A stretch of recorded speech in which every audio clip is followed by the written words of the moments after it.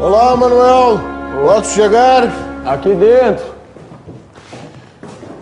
E então, como estamos? Ó, ainda falta terminar mais uma imagem, seu Vidal, mas é coisa rápida, coisa de mais uma noite só, tá? Vem lá, Manuel, não me vá atrasar o serviço. A mercadoria tem que estar em Paraty em uma semana. Meu emissário vai zarpar para a Inglaterra. Depois só Deus sabe quando teremos outra oportunidade. Oh, confia em mim, seu Vidal, mais uma noite só, viu? Mais uma noite, mais uma noite. Eu escuto isto há 3 noites. É que eu tive uns imprevistos aí. Imprevisto chamado Inácia, não é, Manuel?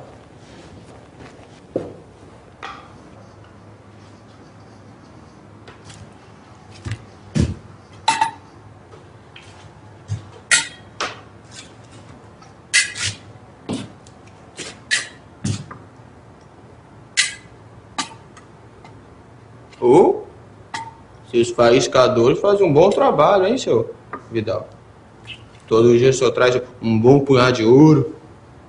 E faiscadores o quê, Manuel? Não tem minerador trabalhando para mim, não.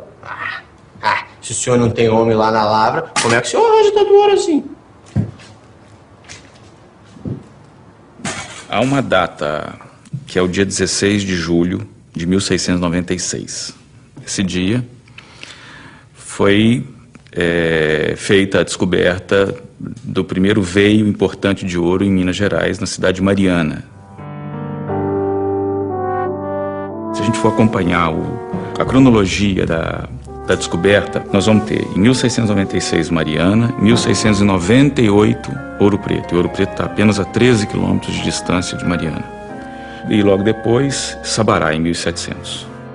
Quando nós dizemos descoberta do ouro, a primeira observação que tem que ser feita é que este ouro é, antes e acima de tudo, dinheiro.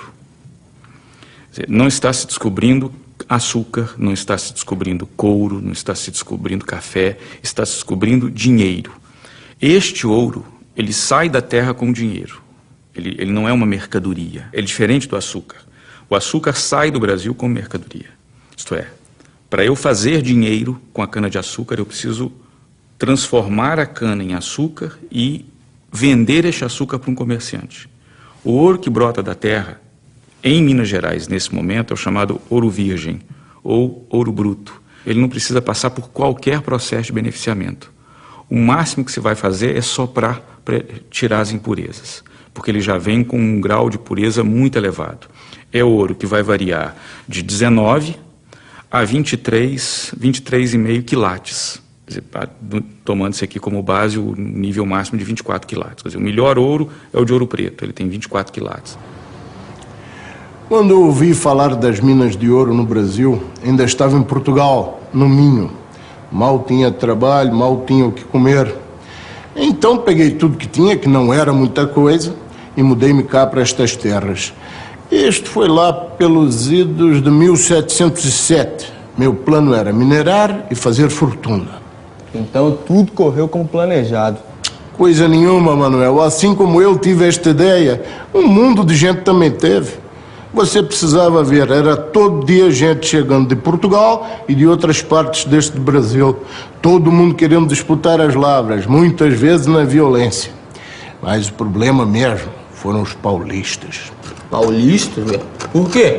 Foram eles que descobriram o ouro e se achavam os donos da região. Não queriam dividir a fortuna com ninguém. Quando viram aquele mundaréu de gente chegando, se revoltaram. E como todo mundo sabe, os paulistas são uns bandidos, uma gente facínora e libertina que não obedece a ninguém. Os emboabas, que era como os paulistas chamavam os que chegavam de fora, sofreram com as maiores maldades e humilhações. Ué, sofreram e ficaram quietos? Não, um dia cansaram de tantas ofensas e liquidaram os paulistas mais abusados, lá para os lados do Arraial Novo do Rio das Mortes.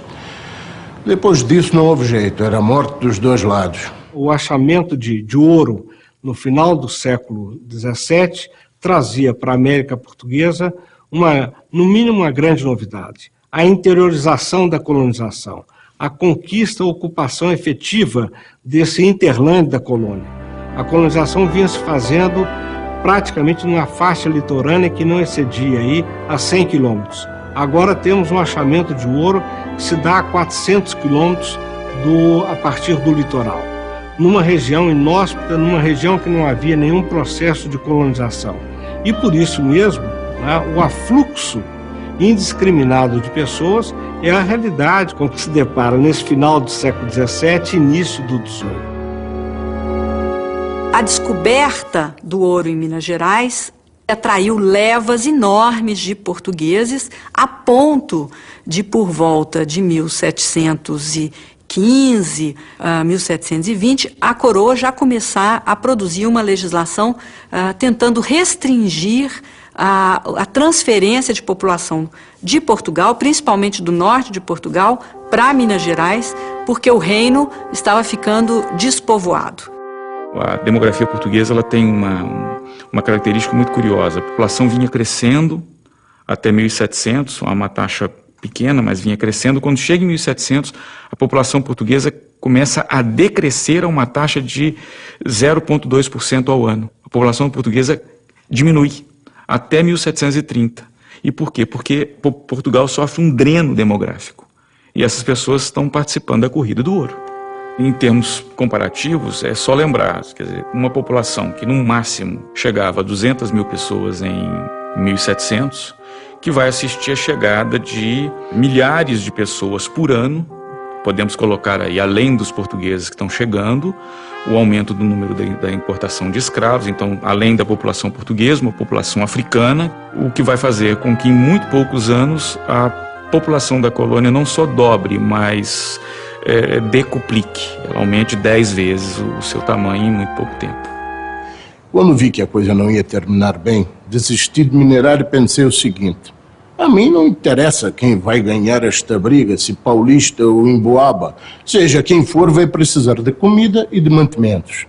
E foi assim que eu fiz a minha vida, fornecendo e abastecendo para toda a região dos moradores do local. Entendi. Então vendo aí sua fortuna. Não diria que tenho uma fortuna. Eu estou bem de vida, é verdade, e o que tenho conseguido com o comércio e com o trabalho das minhas negras, não posso me esquecer. Os tabuleiros das negras são mais ricos que as bateias dos negros, Manuel. Quem eram essas negras de tabuleiro? A maior parte delas eram escravas. Elas viviam o que a gente chama de um serviço por jornal, ou seja, elas trabalhavam durante a semana e, no final da semana, iam até o seu senhor e acertavam, né, um dinheiro, geralmente combinado previamente. Isso significava que se ela vendesse mais do que ela combinou com o senhor, ela podia ficar com essa diferença, e vice-versa. Ela precisava trabalhar muito para poder conseguir o que o senhor estabelecia. Se ela conhecia uma autonomia, ela também corria o risco de não conseguir reunir recursos suficientes para pagar ao senhor. E, diante de uma situação como essa, ela enfrentava o risco do castigo, o risco da punição, que não eram, evidentemente, punições leves. Isso acaba empurrando muitas dessas mulheres para práticas ilícitas, uma delas a prática da prostituição. Muitas dessas mulheres complementam o jornal, complementam o recurso prometido para o senhor através da venda dos seus corpos.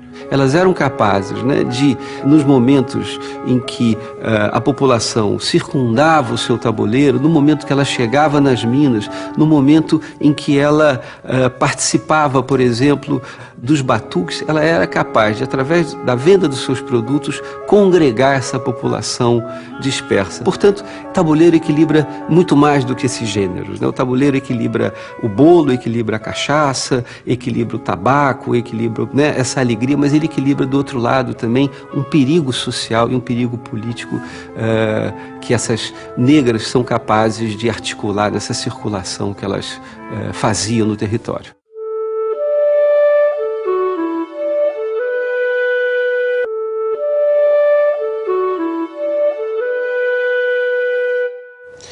E por falar nas minhas negras, já era hora destas raparigas terem chegado.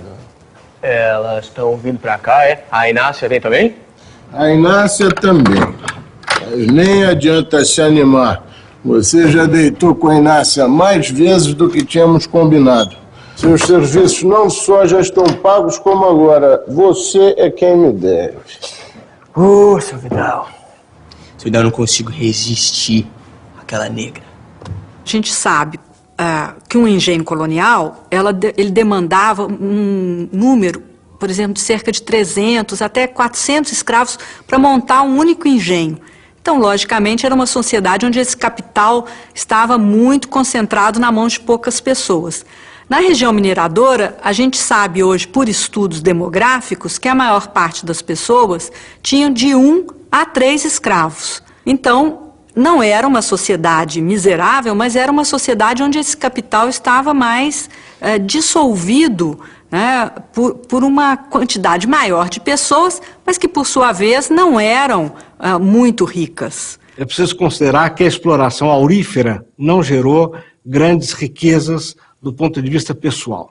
Esses indivíduos, diferentemente do que acontece em outras partes do Império, não evidenciaram uma riqueza e, por isso, né, é o que já foi chamado essa região de um falso Fausto, né, porque, na realidade, ela não congrega ali pessoas que tenham se enriquecido, ao contrário do que encontramos, por exemplo, na região da exploração da cana-de-açúcar no nordeste da colônia.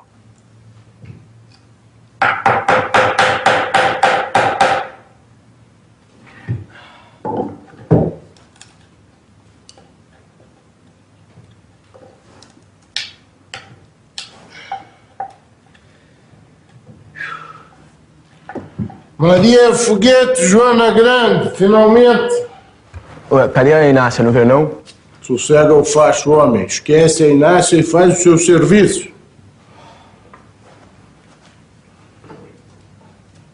Só isto, Foguete. Está me parecendo pouco, hein? Joana Grande, 4 oitavas de ouro. Muito bem. Agora, Foguete, você só fez a metade do seu jornal. Então já sabe, amanhã vai ter que compensar ou então vai entrar na esbata, rapariga. Inácia, até que enfim. Já estava pensando em mandar alguém lhe buscar. Não faz uma maldade dessa, seu Vidal. Eu só tava trabalhando. Vamos, deixa-me ver se este teu atraso valeu a pena. Sabia que não ia me decepcionar. Mas é bom se preparar para uma época de vacas magras, viu, seu Vidal? Por que me diz isto? Eu ouvi uma conversa lá no Batuque de Maria Crioula. Parece que os homens estão querendo apertar o cerco. Diz que vão proibir a gente de vender quitutes, do córrego das lajes em diante. A pena vai ser prender e açoitar quem estiver vendendo. E o dono do escravo vai ter que pagar 1.000 réis. Isto é o de menos. Ouvi dizer que a Fazenda Real vai instituir as casas de fundição. Vai ficar proibido circular por aí com ouro em pó. Agora o mineiro que achar ouro vai ter que levar imediatamente à casa de fundição para converter o ouro em barra e pagar o quinto. Ih, seu Vidal, isso vai atrapalhar seus negócios, hein? Vai nada, não muda para mim. A Fazenda Real vai encher as estradas com seus dragões fiscais e eu vou continuar a fazer o ouro passar debaixo dos seus narizes. Ou vocês acham que alguém vai suspeitar dos meus santinhos do pau oco? Ainda mais com os frades que arranjei para levar a mercadoria até para ti. Não são como estes frades corruptos e bêbados que vemos por aí para cima e para baixo por estas bandas, não. Eu mesmo conheci um frade que engravidava as suas escravas e andava para aí, para cima e para baixo, bêbado e armado, criando briga por qualquer motivo. Os meus frades não. Os meus frades parecem frades, homens de Deus, mas com uma quedinha para o ouro, porque afinal de contas ninguém é de ferro, não é verdade? As formas de contrabando do ouro eram infinitas. Tudo depende da imaginação humana, né? Logicamente, a forma principal era utilizando-se dos comerciantes, os chamados comerciantes volantes, que circulavam pela capitania. E, a partir do uso desses comerciantes, utilizar os produtos que eles levavam para esconder o ouro. Então, há referências, por exemplo, a ouro escondido em queijos, ouro escondidos, né? O mais famoso, o ouro escondido em santo, chamado santo do pau oco, escondido em rolos de fumo. E uma coisa que é importante da gente saber é que não há, assim, um grande um navio que sai com um único contrabandista levando um carregamento inteiro de ouro. Na verdade, é o contrabando formiguinha. Eram os indivíduos que iam escondendo aquela pequena quantidade de ouro que eles podiam esconder, né?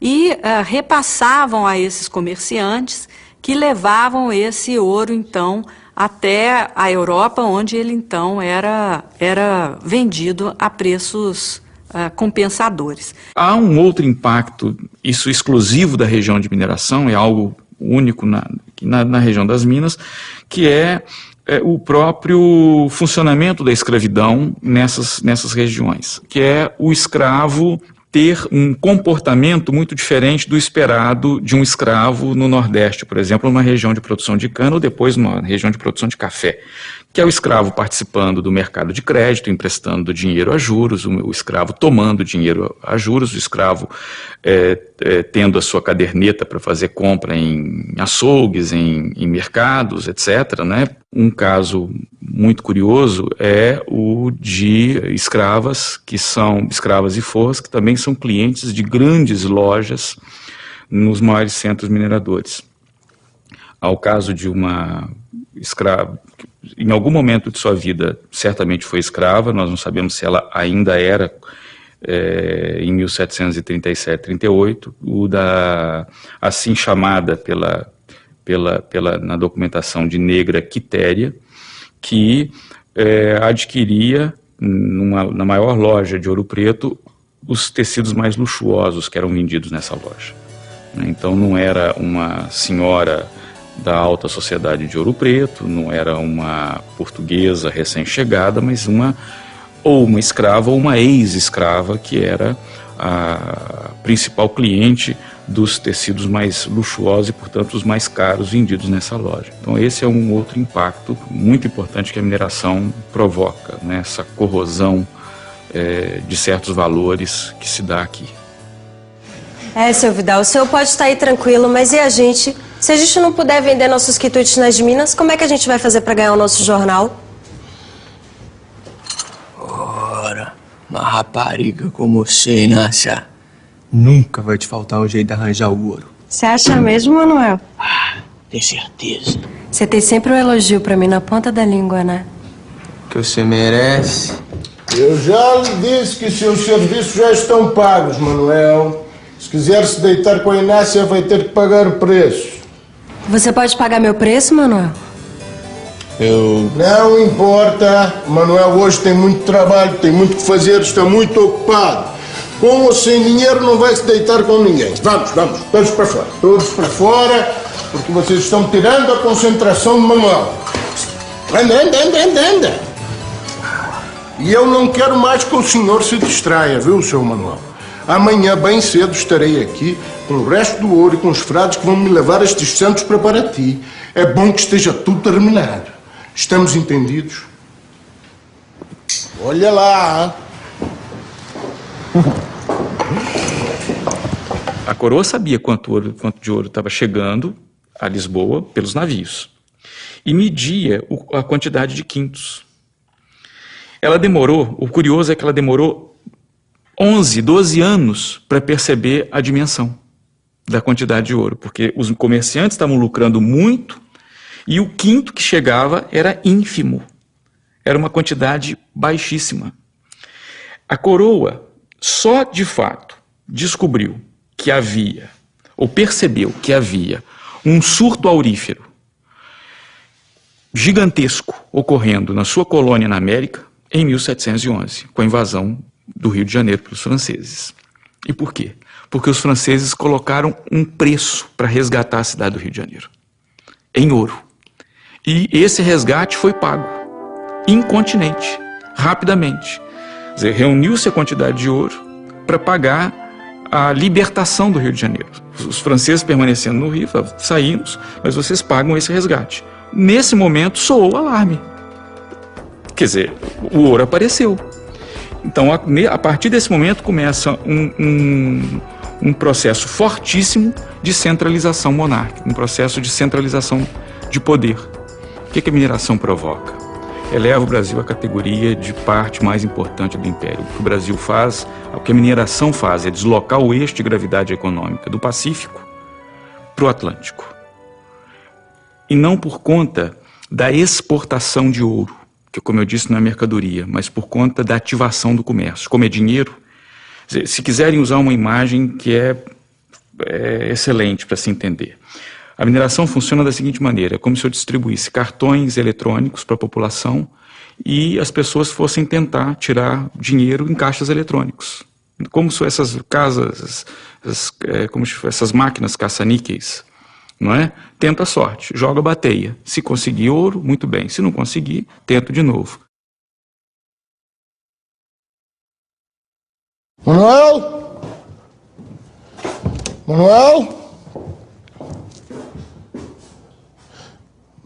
Manuel?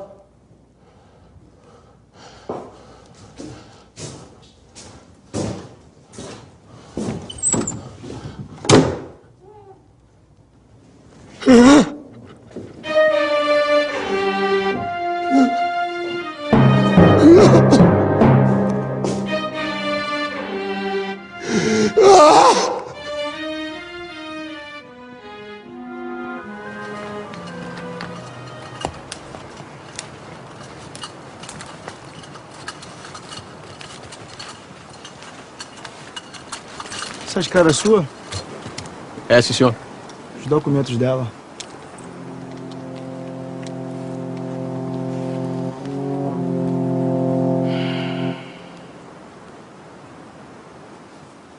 Pode ir.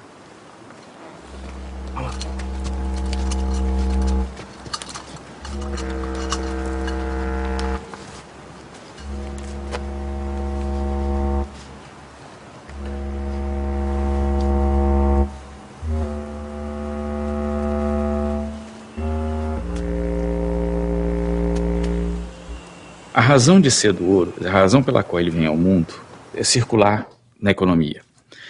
O ouro foi convertido em quê? O ouro foi convertido em gente, portugueses, que foram atraídos para cá. Ele foi convertido em mais gente, africanos, que foram importados para cá. Então, o ouro virou gente para o Brasil. Ele foi trocado por gente.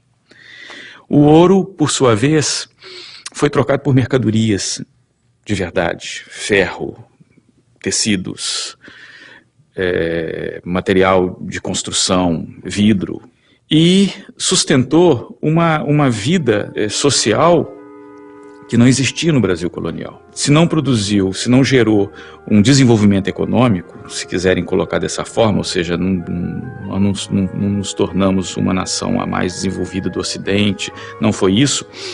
Se observarmos no longo prazo, ou seja, ao longo do século XVIII, o ouro provocou uma transformação radical na colônia. Uma coisa é o Brasil em 1700 e outra coisa completamente diferente, o Brasil em 1800.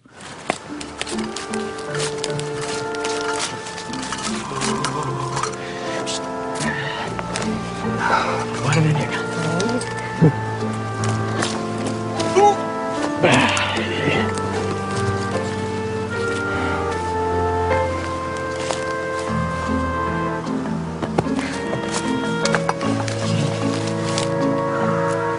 Olá.